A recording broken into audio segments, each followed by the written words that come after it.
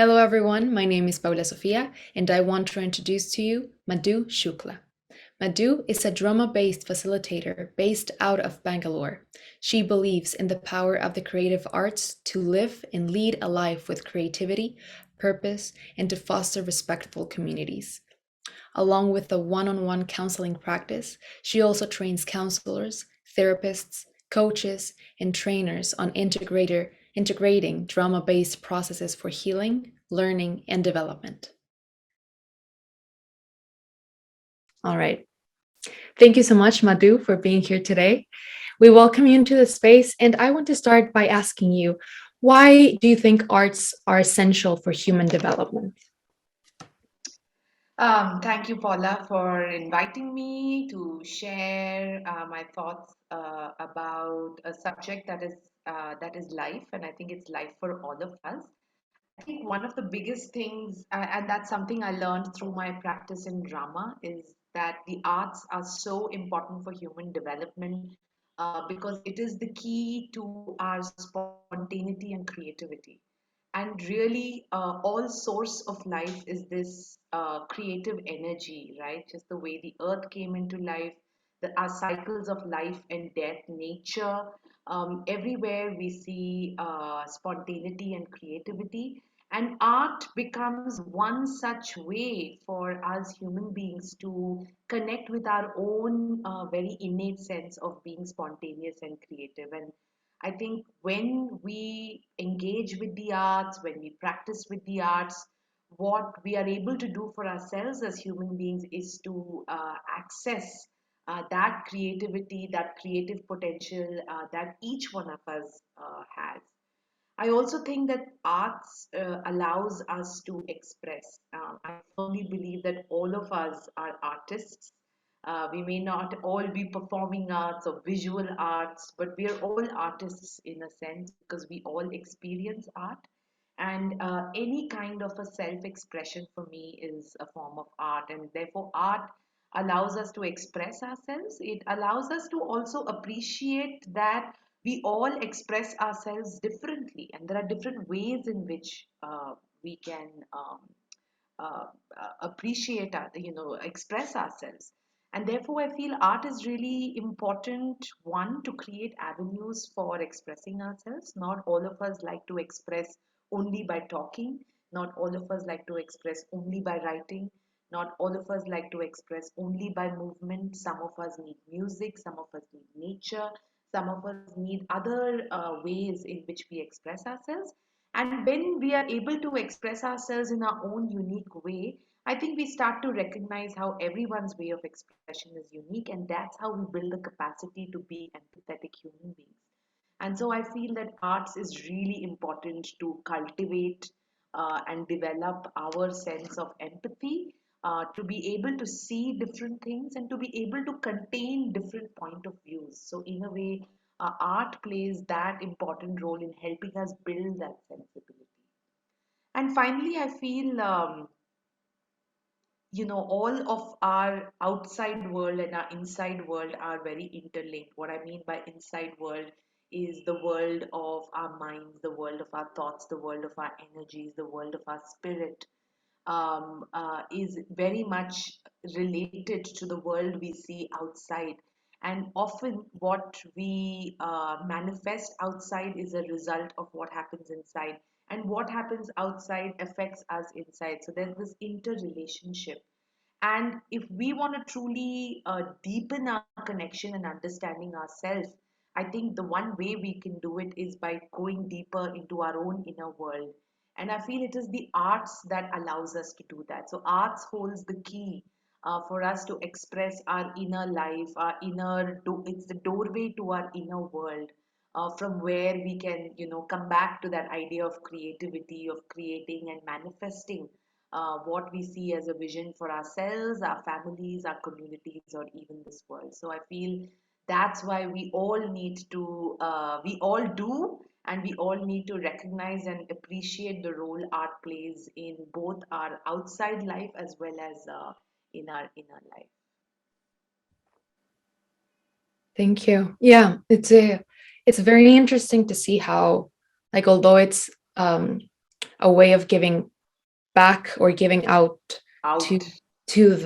to the spectator. It's also a lot of work of introspection, a lot of um, it gives you a place to to develop a lot of skills like empathy, you said, communication, like not only communicating with others but also understanding your own processes of My own like self. understanding of yourself. That's very important and interesting. And I'm curious as to what skills um, do arts nurture, or yeah, what skills are developed through the arts? Why are they so important, and why do they help not only the artists but people who don't consider themselves artists? Yeah, yeah. So we have this big divide between, oh, these people are artists, and generally it's because they perform, or like you said, they showcase to an outside world. And I am not an artist because I'm not published or I'm not sponsored. And so I think oftentimes we hold ourselves back from owning the artist in us because of this whole the performative aspect of it. But if we drop this idea that art is for someone else, but that art is for me, then I think we can access so many aspects of ourselves. We can access so many different possibilities with arts. Now, what can arts teach us? Arts can teach us everything, if you ask me. But I will come from a point of view as a drama practitioner. I started my first drama experience happened when I was about uh, 16 or 17 was when I first did my first drama workshop, and I got into a drama troupe, and we were workshopping for almost 8 Sundays over a period of 3 months, and then we had this production. And it so happened that the production style that we were doing was this format called a playback theater. So we all were trained to take stories from the audience and spontaneously enact it back, right?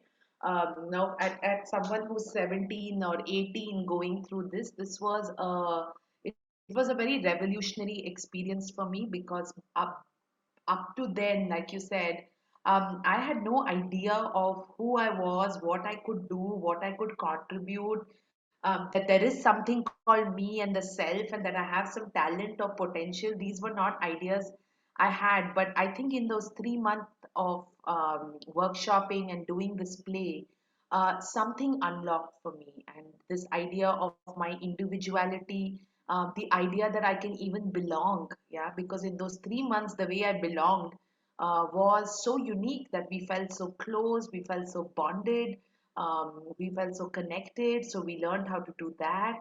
I think from there on, it really became a quest of me really connecting with, wow, what am I born to do? What is this something special that I may have that I want to give back to the world? And in many ways, I feel this kind of a self inquiry came for me from drama and through art. So I firmly believe that the arts, and from the view of drama, can really strengthen this intrapersonal connection, and also really help us build interpersonal connection as well. So drama, of course, as we know, we use so much of body, voice, and imagination, a combination of this golden triangle. Um, of course, builds our communication skills and building our confidence to be able to be seen by an audience, to hold my space, to hold my ground. And at the same time, I also learn how to see others, how to listen, right? Because when I become and I practice drama, I realize it's not just about me doing, but I also watch others and I listen to others. So we learn a lot of social skills in drama as well. So confidence, non-verbal communication, these kind of skills, of course, get sharpened, but also the whole world of emotions. I think I learned all about the emotions through the plays we did, or the world of emotions, the range of emotions and the range of expression in each of the emotion.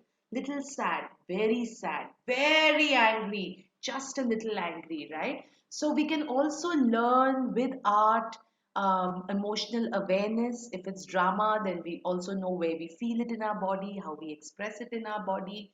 But we also learn about not just awareness, but also how do we express ourselves? How do we express these emotions? And sometimes we can also learn about how to regulate these emotions as well. We also learn, I think the arts really teach us social connections. In drama, we do a lot of coming together, playing games, and through this, we learn how to move out of a sense of isolation and find those commonalities, even with a group of strangers, many times. So, my ability to find connections, to make conversations, to connect, to communicate with another, can be again a very important skill that we cannot learn in a textbook. We simply cannot do that. And I think working with the other, yeah, how what does it mean to work with another person? Knowing their perspective, working around that perspective, knowing that our bodies are different, and yet we need to kind of find a way to work around. So this kind of working together, as well as how to be a member of a group. We all live in societies, families. We all exist in groups and systems. Our society, the country we live in is all a system and in a way a group which just gets larger. So how do we function in group? And this is something that can be beautifully learned when we practice drama. Do I like being in the middle of the group? Do I like being on the edges? Do I like both? What is my comfort? What is my discomfort? And all of these aspects we can expand when we look at drama as an art form and what we can learn from there. So I think through art, on the whole, if I just step back a little bit, I think art really is a reflection of life. And what we need to learn to live our lives, I think, is what the arts can really teach us. That is a lot of very valuable points and very I can rescue a lot of very important things that you said. You said like it gives you a sense of individuality, sense of belonging, like the ability of seeing others. I feel that that's very important, and Yeah, seeing others and understanding how everyone contributes to the play, to the piece that you're putting out, and relying on others. And I think this all talks to the fact that it's a big playing field. The arts can be taken as a playground to develop these personal skills, nonverbal yeah, communication, understanding your emotions, and creating better societies, creating understanding how that can be easily translated to your day-to-day life, your life in a community, and yeah, being better people. I think yeah. that's very, very valuable and interesting. And as you're reflecting this back to me, I'm also thinking that the arts teaches us how to honor and express our voice. Hmm. That's the biggest thing I feel the art teaches us, that what is your voice? Who are you and what do you stand for in this world? I think the only way we learn how to do that is through art, whether it's a poetry that I write, whether it's a improv performance that I do, or it's a painting, it's a mural, community dance, song, story, all of this, right? And sculpture, end of the day, it's really about what is my voice today and what is this voice wanting to say? I think is what the arts really helps us to learn. Yeah, it validates your process, and it gives you um, a place to carry that and present it in it gives you a container for you to express all the things that you're bringing. I Absolutely. Yeah, definitely, thank you for that. That's very interesting. um I'm curious as to know more of your experience working with youth, and I think you've also worked with adults, but That's right. That's yeah, true. tell us a bit more about specific experiences that you can um, pick things from. So happy to do that. Thank you for asking me that. I lived in Bangalore, which is in the south of India. I lived here, grew up here pretty much.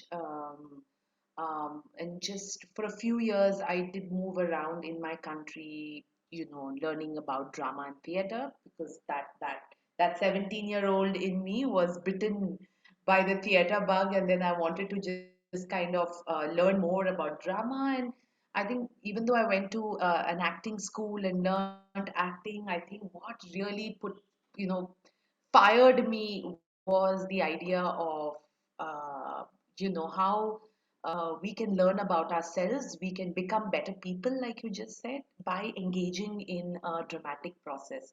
And that interest really got me started working with children. I started my career working as a drama teacher who taught life skills.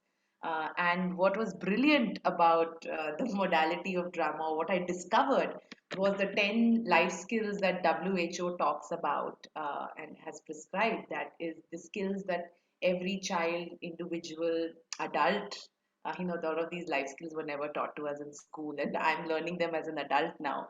But these life skills are very critical for us to thrive in our lives.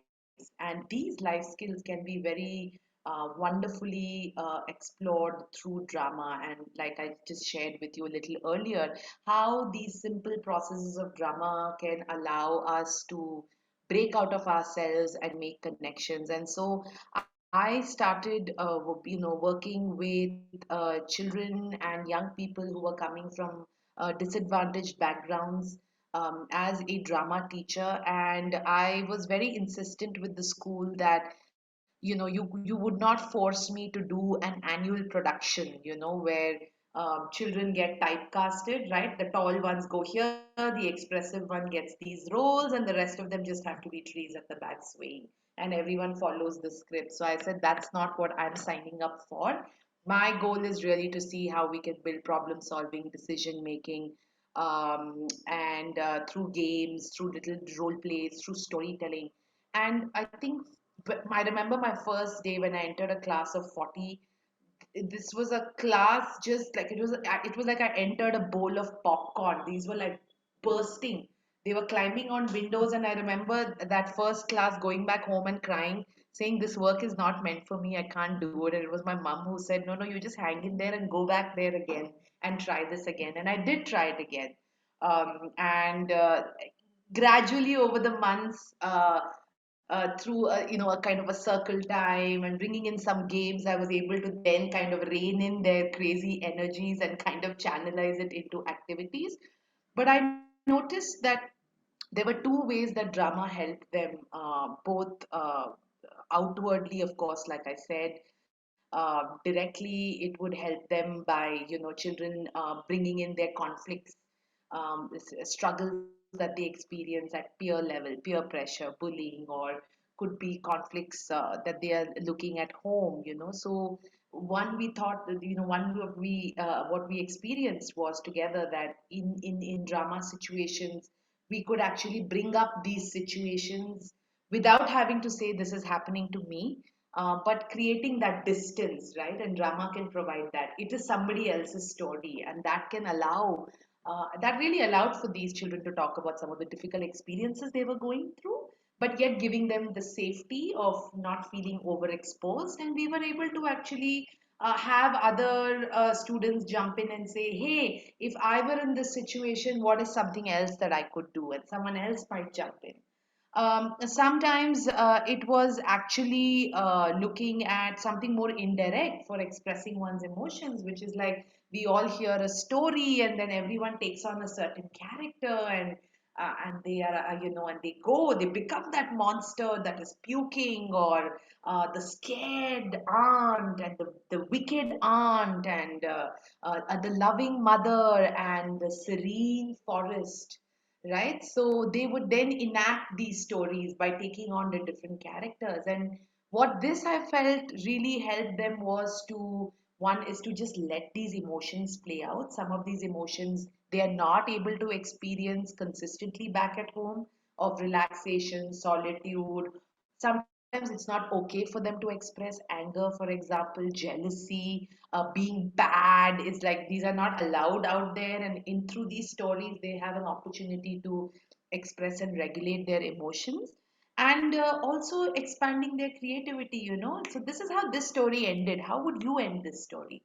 What would you do in this story? So in a way, for children, I think this can be a fabulous way of both expressing, expanding, feeling confident, and actually working through challenges at what they experience on a day-to-day living, recognizing that the community can be a source of support, and I can support someone else. I also have some strengths and talents that I can offer to someone else.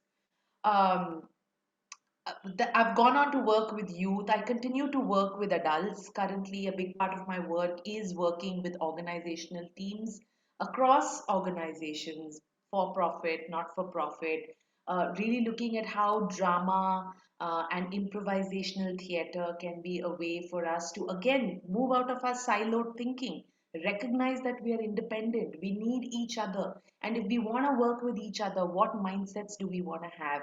Can we work with the mindset of no but, where we just block ideas from people? What would it mean if we changed it to yes and, which improvisational theater talks about?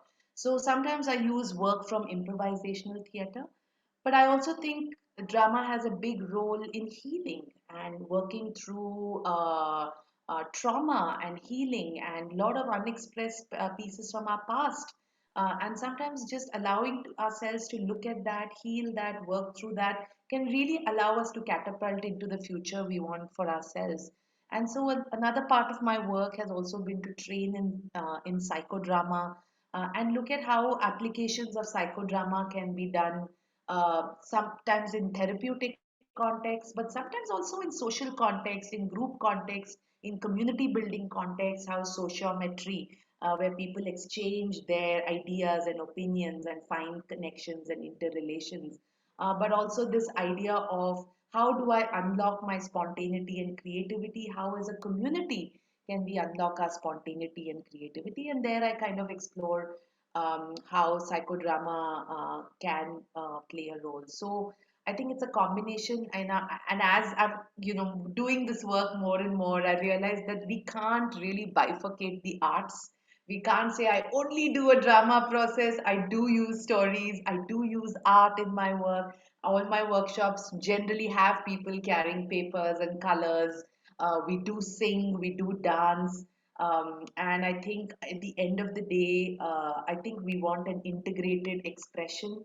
We want an integrated wholeness to uncovering who we are. And so I feel at the end of the day, all the arts do come together to create that wholeness. That is very true. That is, Yeah.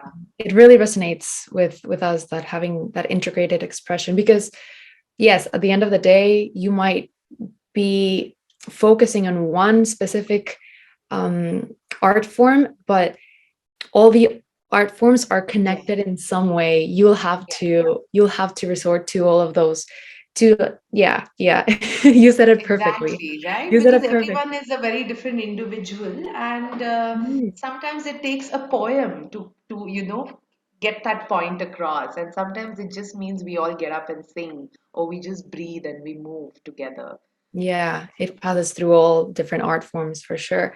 And I'm Yeah. curious as to, because you have experience with youth and adults, what has been the main difference between those groups? Do you think that adults are less creative, as it's mentioned? Yeah, I was just going to say that children are so much more open. They're still so untainted.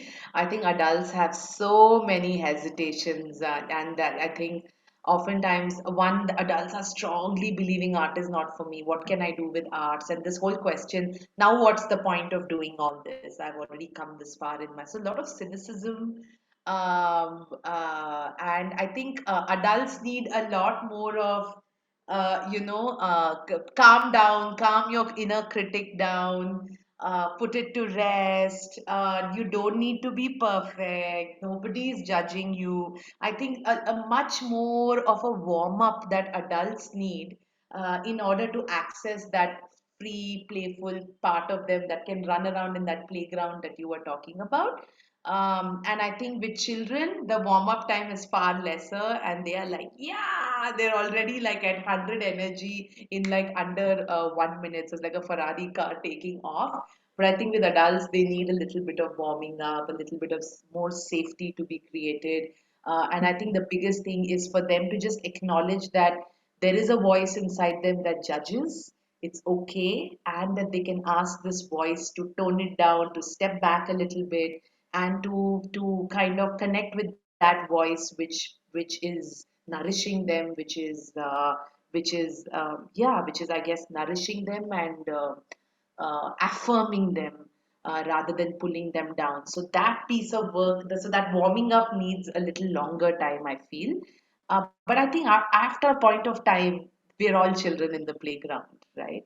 And that's where, again, arts allows us to really allow our inner child to experience freedom. And it's a freedom that is not defined by space, by location, by people, by time.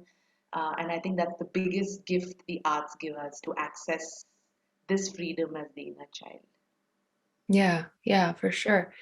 I I think that's very important for you as a facilitator to understand that the process is going to be completely different with kids than with adults. I was going to ask about the tools that you use as a facilitator, um, to have those different approaches as to mode children and mode adults. Like, what would you recommend to those who who are trying to work with adults and break that ice or break that those um, stigmas that they have about Yeah, creativity? yeah, yeah. So I think while with children, to get them to think about what they're doing is not something I do too much, right? I get them to, of course, I warm them up and they have an experience and I have them share how the experience was. But never put them, well, I do that for the adults. I never put them into, but with adult, yeah, we never put them into, why do you think I did this? Why do you think we are doing this? I think with children, I drop that completely.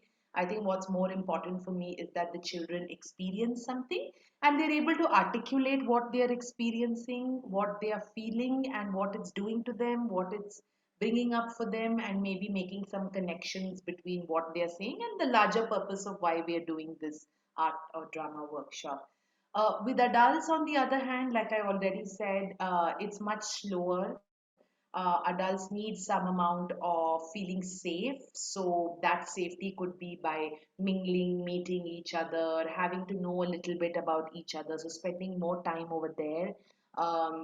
Then kind of finding some commonalities as a larger group, commonality of intention or commonality as personal experiences or professional experiences. So just helping them find some commonalities of what they are, and a real conscious building in of addressing that, especially with, I work oftentimes with adults who are in organizations, not necessarily practicing art or artists. So I definitely spend a lot of time setting up some working norms or agreements.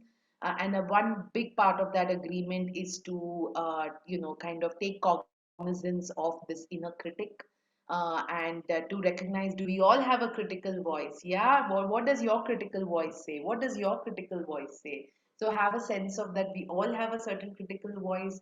It impacts us, and to take cognizance of that this is not an art competition. So it's not really about proving to anybody else, but to really enjoy yourself. And therefore to spend that time. So I never cut down, even if it's 2 hours or a short session. I don't compromise on the warming up. I feel if there is, psychodrama, people, the JL Moreno, the founder of psychodrama, said there's nothing called resistance from a client. It's only a not good enough warm up. So I also feel when we are working with an adult audience using arts, it's not that the adult is resisting, but we've not done a sufficient warm up. And so the warm up needs to be extended based on who the group is, what is the context. And sometimes with the adults, you may need to do a bit of a hard sell. So you may want to talk about neuroscience sometimes, the brain, the right and the left, and what happens when you go through an artistic process or when you do a somatic process like drama, what's happening in your brain, how you're rewiring it. So sometimes having one little slide about the neuroscientific impacts, generally does have a hard sell impact. But I feel also with adults, they love activities. And so they love doing things. Many adults have come back to me and said, I have not done this. I want to do more of this in my life. So I feel adults enjoy it as much as children do if we do the good groundwork and slow them in and then kind of stack up activities rather than pushing them into the deep end right away. Yeah, for sure. I think that's where it comes, what we were talking about, developing empathy in the participants. I think that's also um, valid for the facilitator because Oh, they have to understand the processes of the people they're working with, respecting their process and how they are accepting and giving throughout the so work. true. So So true. yeah, So yeah. true. It all connects. It all comes back to understanding ourselves and creating better people to create better societies and Correct. And to it all impact. starts with me. Yeah, it Yeah, all yeah, starts with yeah, yeah. for sure. Well, thank you so much. Thank you so much, Madhu, for your time. We really loved having your input and your presence in Happening Multicultural Festival. Thank you. Thank you. Thank you. I'm so glad I could be a part of this festival from my home in Bangalore. And I look forward to listening to some of the other talks. And thank you for creating a platform where we can express our voices as arts practitioners. So, really, really grateful for that as well. And Thank good you so luck. And may more and more people be connected with the wonderful work you all are doing. perfect. Thank you for the rest of you watching. Stay tuned for the next seminar topics, and we will see you soon. Bye bye. Bye.